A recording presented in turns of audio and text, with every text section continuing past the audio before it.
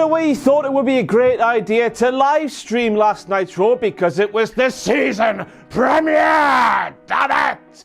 And because people, fans of professional wrestling, quite literally have another choice, another country to watch. If they don't like WWE's output, we thought they would do some bloody good things. And good things there was. To be fair, the first 10 minutes of Brock Lesnar's assault on Dominick and Mysterio, that was good, but that lasted too long. Sasha versus Alexa and the standoff with Becky, that was good. Heavy Machinery's match, that was fun. Big Dick Tony versus Trevor, that was liquid wrestling. And finally AJ Styles versus Cedric Alexander, that was good and all. But on the whole, on the bum hole, this season premiere of Monday Night Raw, damn it, just felt like any other Raw from any other week of the year. And because of this, I want to push my fingers into my eyes, take my eyes out my head, put my eyes in a blender, turn that blender on, pour that blended eye juice into a lovely crisp icy glass, give that glass to a person as a treat, even though that person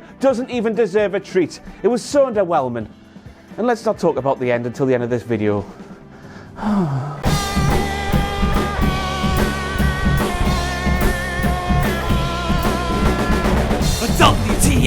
WTF!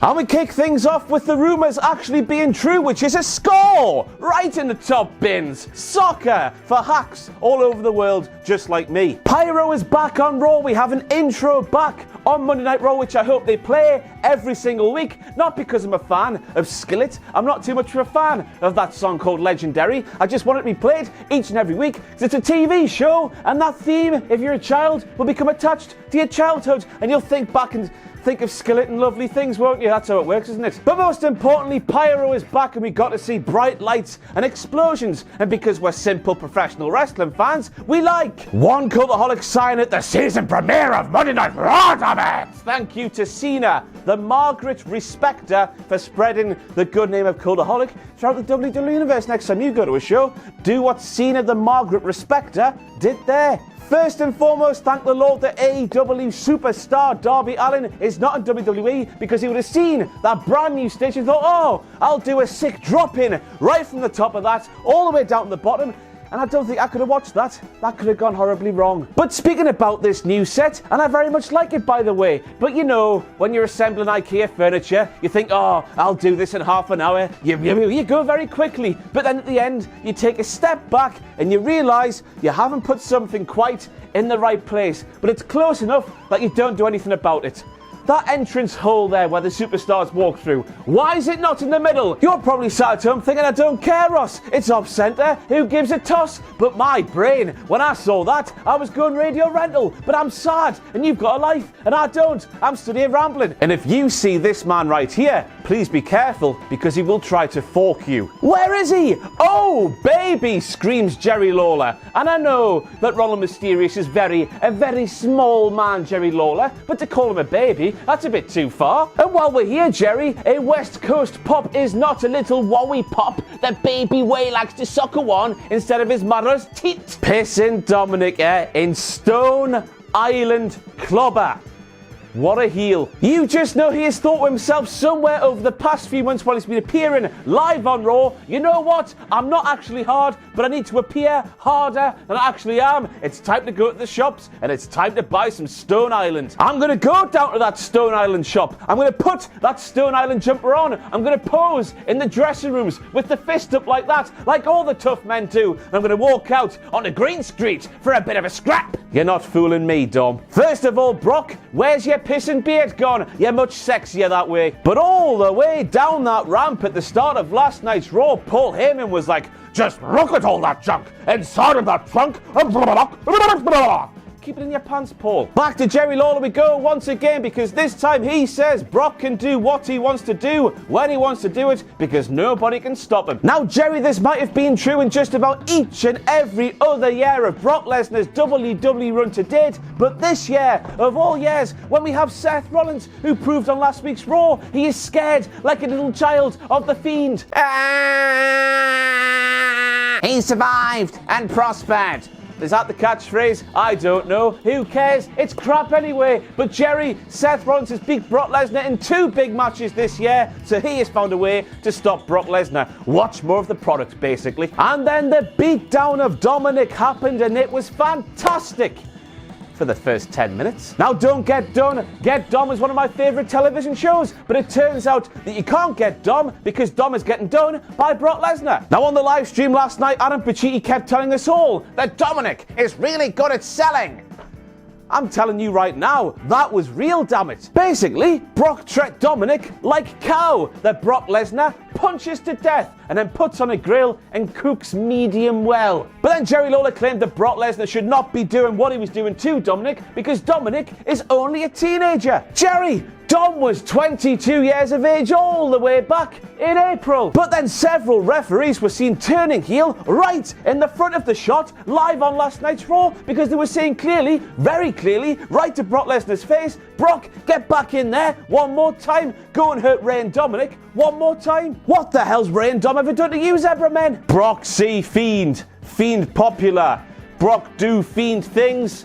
I'm confused. If there's been one thing that has been consistent with Brock Lesnar all the way through the last 17 years-ish of his career, is that he likes hurting people. So one question here then, boys and girls, and that is, why was there voices inside Brock Lesnar's head on last night's Raw? Do they talk to him? Do they understand? I don't know what the lyrics are. And now it's time for this. Wankety wank, wankety wank, wankety wank, wankety wank, wankety wank, wankety wank, wankety wank. Welcome back to Wankety Wank, the section of WTF Moments where you, a sexual wank pheasant, point out a WTF moment to me and I give you all the credit because I'm a wholesome boy, thanks to Lauren, who knows medical things that I do not.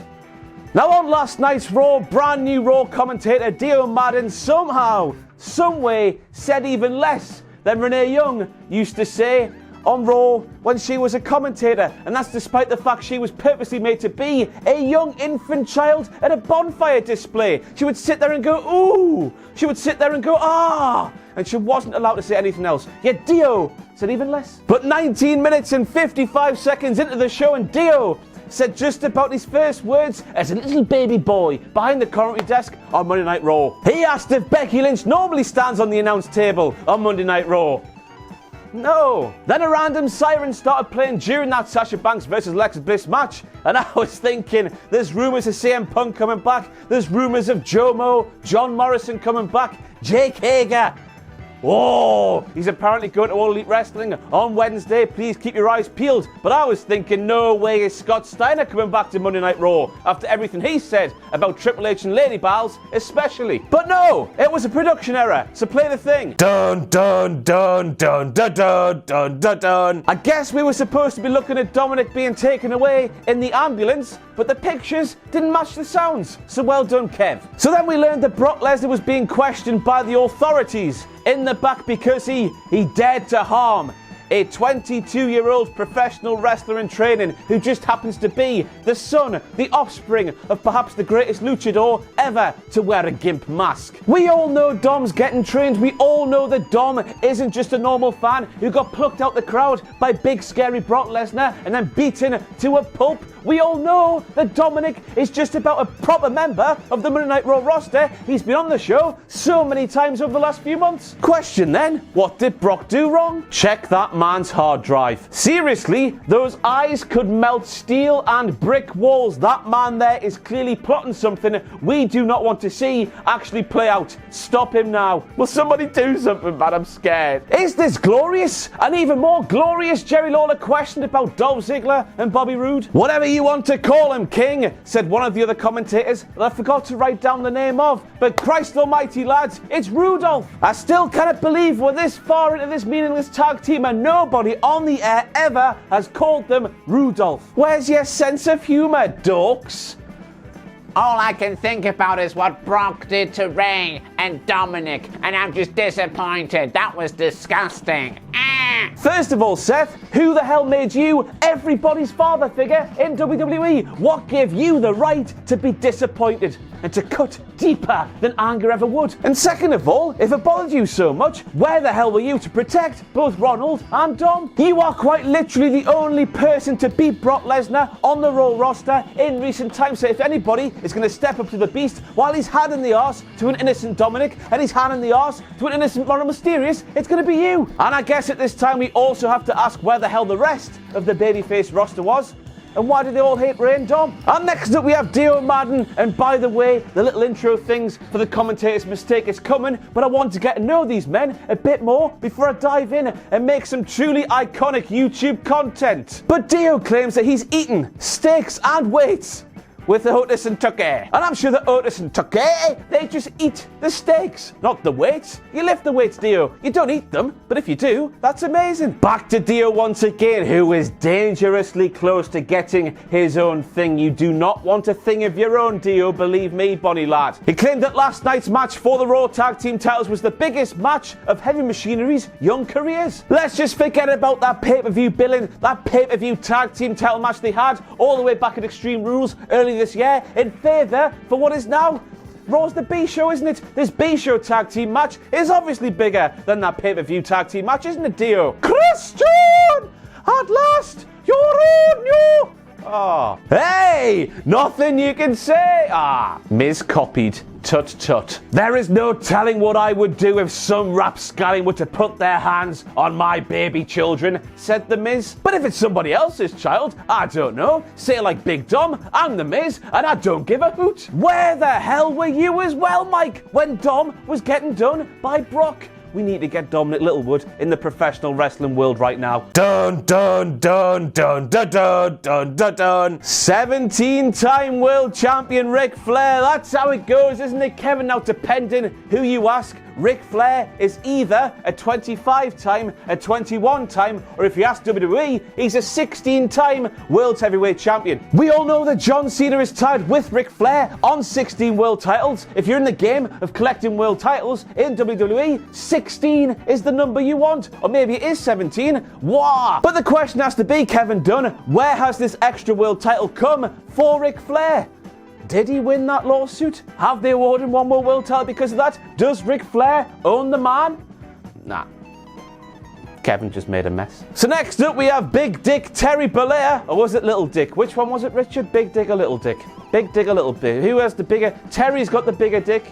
Hulk's got the smaller dick. Is that correct? I don't know. Either way, Hulk Hogan was saying to Ric Flair, it's a great honour to share the ring with my great pal and the greatest of all time, Ric Flair. Rick then, for some reason, is all like, whoa, hang on there now, Hulk Hogan, pal. I'll take second fiddle to a lot of things in this professional wrestling business. Some people say that you're the greatest draw in the history of the wrestling business, but me, nobody can match me inside these ropes here, Bonnie lad. Get your facts right or I'll smash your face in. But he did just say that right to your face, Rick. Now, I made sure to write down what I'm about to say right now because Hulk Hogan said this to Ric Flair on the September the 30th, 2019 edition of Monday Night Raw. He said, you know, it sounds like to me you want to take one more run at the 24-inch pythons. Now I want you to take yourself all the way back to that moment when Hulk Hogan said that and just reimagine the dread that overcame your body as you thought, as I did, as Pacitti did on our live stream last night, that WWE were actually going to book Ric Flair versus Hulk Hogan in Saudi Arabia on Halloween of all bloody days in a few weeks' time in 2019. Never scare us like that again, because that match, if it were to take place, is a death wish for at least one of them. And then everything went radio rental for some reason. Out of the television screen you were watching Monday Night Raw on, LSD poured all over your head. You were tripping balls because the crowd in Phoenix, Arizona started chanting one more match to Ric Flair and to Hulk Hogan on the September the 30th, 2019 edition of Monday Night Raw. Forget about chanting one more match, Phoenix, Arizona. You might as well have been chanting, go and kill yourself, Hulk and Rick. Go and kill yourself, Hulk and Rick. Go and jump off a bridge, Hulk and Rick, because the result of that would be the same as if those two men had a professional wrestling match in 2019. Am I being too harsh? No, I'm not. And next up we have the announcement that it's going to be Team Hogan versus Team Flair in the hotness of Saudi Arabia on Halloween at the end of this month. And basically, lads, just admit you didn't know that Lethal Lockdown happened all the way back in the day in TNA. Just put these two teams inside of a cage, acknowledge your mistake, and just do it better than Impact did it way back in the day. Because basically, why the hell not? I'm waiting. Richard, the new thingy, please. Woo! Now, one of the main selling points of the season premiere of Monday Night Raw, damn it, was Seth Rollins versus Ronald Mysterio for the Universal title. But of course, we learned at this point in the show that Ronald Mysterio had to go to hospital with his son Dominick, and the replacement for Ronald initially was a captains versus captain match between Rollins and Randy Orton. And I know this match didn't quite happen, but at this stage in the show, it was very much happening. And I'm just asking, why can't WWE provide the things they advertise? Why do they always have to lie to us? I've been through this with me dad, and now I've been through this with him. So last week, WWE congratulated my Bay and Spirit Animal for getting his American citizenship. Congratulations, the Bay and Spirit Animal. And I asked them this on the Twitter machine. And lo and behold, wouldn't you just know, on the first televised WWE show since he got his Americanisms, Rusev was coming out being a defiant babyface, saving Seth Rollins from big baldy bastard Baron Corbin and Randy Orton. One question here, of course, why does Vince McMahon hate the foreigners so much? It's a really weird question to ask, but look at Rusev before he got his Americanism citizenship, and look at him after. Night and day. One thing I hope, of course, is that now, here in 2019, now that Rusev is a bona fide American, Rusev Day can flourish and be the thing it should have been all the way back at the start of 2018. It just makes you cringe, doesn't it? Now, as we all saw in last week's Raw, Seth Rollins proved he is a child by Screaming, I'm so scared. towards the Fiend at the close of last week's show, and this week he rubber-stamped that point by doing a meet and greet pose with Hogan on the ramp. Imagine if Stone Cold Steve Austin was doing that with Bruno Sammartino back in the 90s. It wouldn't have been the same, would it? And I know what you're saying at home, and don't worry, I'm not letting him off the hook either. Rusev, I thought you were better than that, son.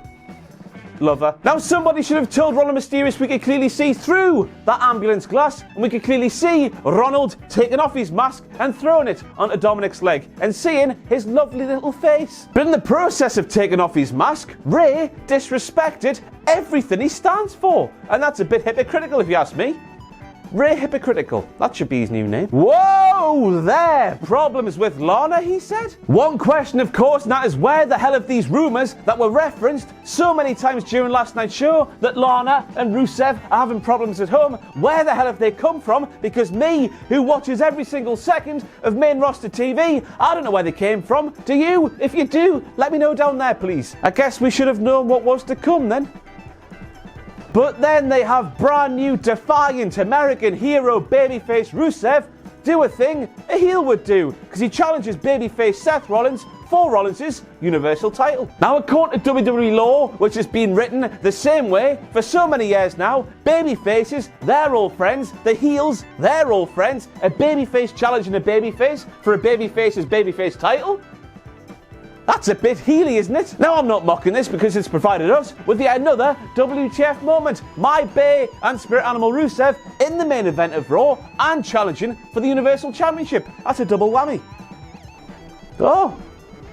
Bad Street, Atlanta, GA. And next up we have Dio Madden, who is inching closer to getting his own thing after one show, asking if we've ever seen a 330-pounder fly like Hanson, who is either called Eric or Ivar these days. I haven't quite worked it out yet still. Basically, Dio, yes we have. And no pyro for Alan James Cuthbert Styles, even though Alan James Cuthbert Styles had pyro before the pyro ban on weekly shows came in. That's a kick in the dick, isn't it, Alan? So last night I learned that Lacey Evans' hanky has nasty written on it. So when Lacey Evans wipes herself down with that, isn't she wiping herself with the thing that she doesn't like? There's a question to ponder. Oh Lord, honey, smell my finger. I do declare it smells like poo. And next up we have Big Vic Joseph, who has proven already beyond any shadow of any doubt he is so much better than Maggle Cole Vic. I've waited a lifetime for your body, lad. But next up, I forgot what he even said. Next up, he claims that Brock Lesnar stooped to new lows when he beat up Little Big Dominick, Walter Dominick. One question here, Vic. Lower than pushing a one-legged man down the stairs in a wheelchair? I'm the blueprint, said Sasha Banks in a really sassy manner. Well, if that's the case, Sasha, where the hell is your velveteen cape? You might be blue dabba-dee dabba-die, but you'll never be the blueprint. Which, of course, is code for being really good and having everything the professional wrestling business wants a main event professional wrestler to have, but never actually making it to the very top. And next up, we have the moment of the night where everybody thought, oh my god, it's actually happening. CM Punk's back on WWE TV. If it's not CM Punk, it's Joe Mo, it's John Morrison. He's coming back. Somebody huge is coming back. Of course, somebody huge did come back, but not huge in the figurative sense, but huge in the literal sense, because we would learn that Bobby Lashley returned to Raw last night, which is just as underwhelming as my milkshake, which brings no boys to the yard. But isn't it a shock that Bobby arrived to last night's Raw in Duke the Dumpster Drozie's limo? Who would have thought a bin man has a limo? Not me. Bruh. Jerry Lawler then says, I could have told Rusev about marriages in the professional wrestling business. They're like that Otis guy. They seldom work out. What does that even mean, Jerry? Because Jerry the stomach is a muscle as well, you know. Is something I tell myself as I move on to the second bucket of the night. Those 11 herbs and spices have me by the knackers, boys and girls. There is the face of a man who was deeply regretting not letting his WWE contract run down to zero. And then, of course, we got to the moment of the night in the sea of CM Punks that I mentioned before, in the sea of Joe Mo's. We got Bobby Lashley. And then Bobby Lashley walked out. And Bobby Lashley, with a smile on his face, did a couple of poses. And then Bobby Lashley, still smiling, stood there like this. Half an hour he was stood there doing this as Lana started travelling to last night's Raw from Russia. The immediate moment Lashley started doing this, I know I just said 30 minutes, but several days later she then walked out. And then she started necking on with Bobby Lashley.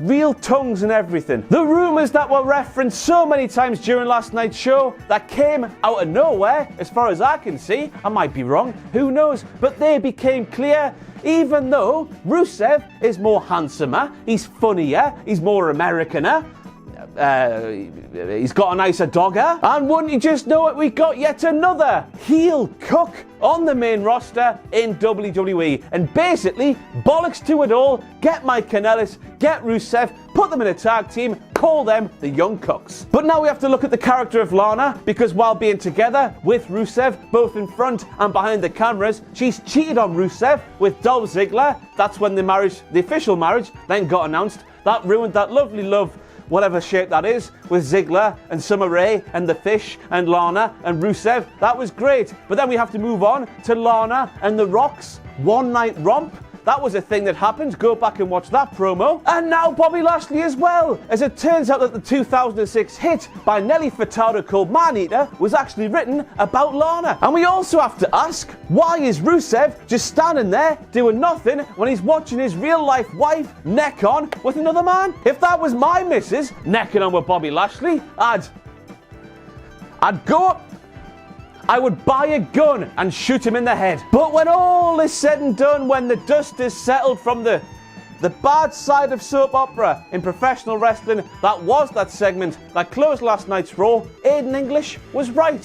One night in Milwaukee, it probably did happen. We should never doubt Aiden English again.